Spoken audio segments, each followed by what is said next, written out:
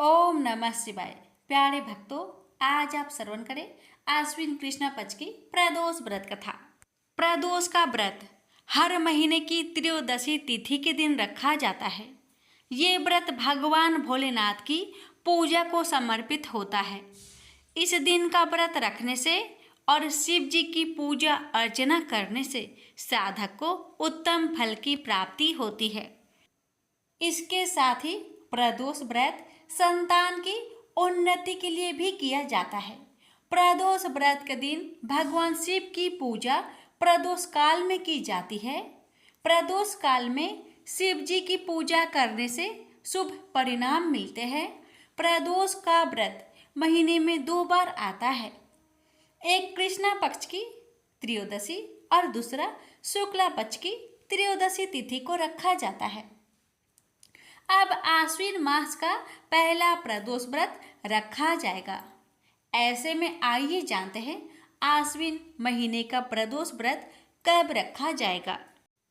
हिंदू पंचांग के अनुसार इस साल आश्विन मास की कृष्णा पक्ष की त्रयोदशी तिथि की शुरुआत 29 सितंबर को शाम 4:47 पर होगी। वहीं इस तिथि का समापन 30 सितंबर 2024 को शाम 7:06 पर होगा। प्रदोष का व्रत प्रदोष काल से शुरू होता है, इसलिए ये व्रत 29 सितंबर 2024 को रखा जाएगा। रवि प्रदोष व्रत शुभ मुहूर्त। आश्विन मास का पहला रवि प्रदोष इस साल 29 सितंबर 2024 को रविवार के दिन रखा जाएगा। इस दिन शिव जी की पूजा का शुभ मुहूर्त शाम को 6:09 से लेकर रात के 8:34 तक रहेगा। इस समय में पूजा करना शुभ रहेगा। रवि प्रदोष व्रत पूजा विधि। रवि प्रदोष व्रत के दिन सुबह ब्रह्म मुहूर्त में स्नान करके व्रत का संकल्प ले। उसके बाद घर के मंदिर साफ चौकी पर शिव जी की प्रतिमा स्थापित करें। उसके बाद शिव जी को जल, फूल, अक्षत और बेल पत्र अर्पित करें। शिव के सामने घी का दीपक जलाए और चंदन का तिलक लगाए। इस दिन शाम के समय शिव मंदिर में शिव जी की विधिवत पूजा करें। अंत में कथा का पाठ करें और आरती करके भोग लगाए। रवि प्रदोष व्रत महत्व। शास्त्रों में रवि प्रदोष के व्रत का बहुत ही खास महत्व है। रवि प्रदोष व्रत करने से साधक को हर प्रकार के कष्ट और रोगों से मुक्ति मिलती है। इसके साथ ही साधक को लंबी उम्र का वरदान भी मिलता है और संतान सुख की प्राप्ति होती है। रवि प्रदोष के लिए भगवान शिव के साथ साथ सूर्य देव की पूजा करने से साधक को सुख समृद्धि मिलती है। तो आइए भक्तों, हम श्रवण करते हैं रवि प्रदोष की व्रत कथा। रवि प्रदोष व्रत की महात्म्य कथा। एक समय सर्व प्राणियों के हितार्थ परम पावन भागीरथी के तट पर ऋषि समय द्वारा विशाल गोष्ठी का आयोजन किया गया। इस सभा में व्यास जी के परम शिष्य पुराण वेता सूत जी महाराज हरि कीर्तन करते हुए पधारे। सूत जी को आते हुए देखकर सौनकादि 88,000 ऋषि मुनियों ने खड़े होकर दंडवत प्रणाम किया। महाज्ञानी सूत जी ने भक्ति भाव से ऋषियों को हृदय से लगाया तथा आशीर्वाद दिया।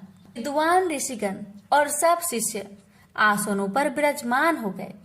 सौनकादि ऋषि ने पूछा, हे पूज्यवर महामते, कृपया यह बताने का कष्ट करे कि मंगलप्रद कष्ट निवारण यह व्रत सबसे पहले किसने किया और उसे क्या फल प्राप्त हुआ। मेरे सूत जी बोले, आप सभी शिव के परम भक्त हैं।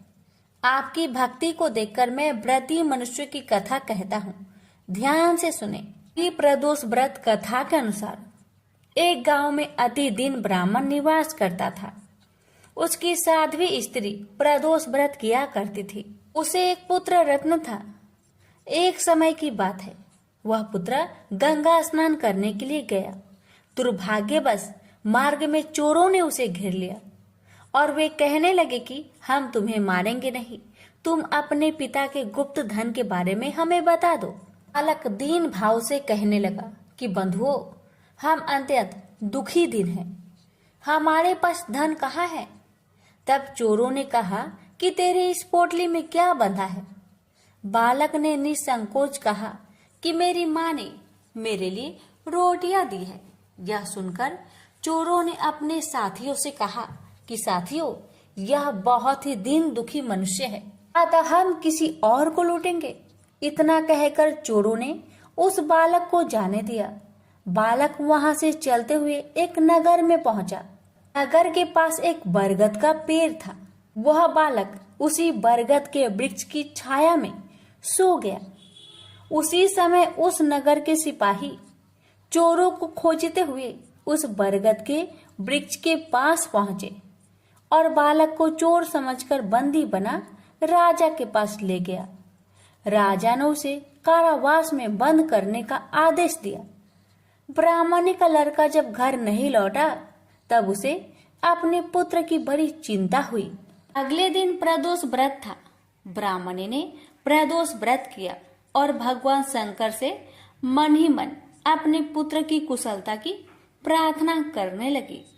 भगवान शंकर ने उस ब्राह्मणी की प्रार्थना स्वीकार कर ली। उसी रात भगवान शंकर ने उस राजा को सपने में आदेश दिया कि वह बालक चोर नहीं है, उसे प्रातःकाल छोड़ दे, अन्यथा उसका सारा राज्य वैभव नष्ट हो जाएगा। प्रातःकाल राजा ने शिव जी की आज्ञा अनुसार उस बालक को कारावास से मुक्त कर दिया। बालक ने अपनी सारी कहानी राजा को सुनाई। सारा वृत्तांत सुनकर राजा ने अपने सिपाहियों को उस बालक के घर भेजा और उसके माता पिता को राज दरबार में बुलवाया। उसके माता पिता बहुत ही भयभीत थे। राजा ने उन्हें भयभीत देखकर कहा कि आप भयभीत ना हो, आपका बालक निर्दोष है। राजा ने ब्राह्मण को 5 गांव दान में दिए, जिससे कि वे सुखपूर्वक अपना जीवन व्यतीत कर सके। भगवान शिव की कृपा से ब्राह्मण परिवार आनंद से रहने लगा।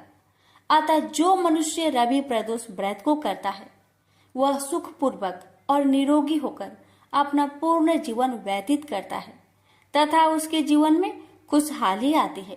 प्रेम से बोलिए उमापति शंकर भगवान की जय।